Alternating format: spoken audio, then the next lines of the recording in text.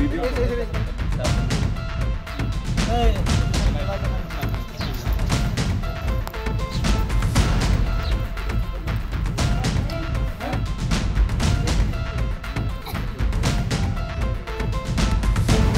আমি নিয়মাফিক আমি উৎখাত কৰি মানে আগতো কৰিছোঁ আজি বুলিয়ে নহয় কিমানবাৰ কৰিছোঁ মানে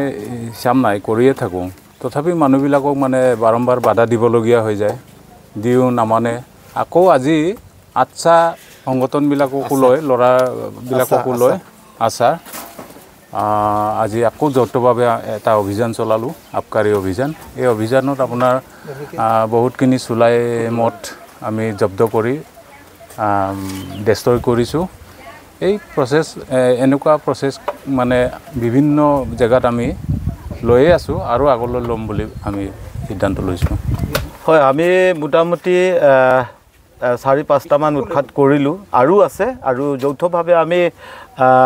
আবকাৰী বিষয়াসকলৰ সহযোগত আমি আজি এই উৎখাত কৰিবলৈ সক্ষম হৈছোঁ বিশেষকৈ আমাৰ বাগান এৰিয়াত আমাৰ মানুহখিনিক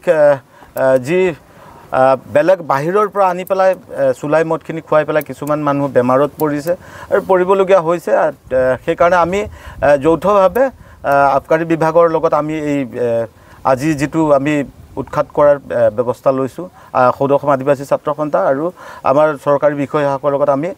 শান্তিপূৰ্ণভাৱে ধুনীয়াকৈ আমি থ্ৰেটেনিং দি গৈছোঁ এবাৰ ৱাৰ্ণিং দি গৈছোঁ নেক্সট টাইম আমি মাফ নকৰোঁ আৰু বাগানত মানে এই বস্তুটো আমি একেবাৰে নাইকিয়া কৰাৰ এটা ব্যৱস্থা কৰাৰ নিচিনাকৈ চিন্তা চৰ্চা কৰা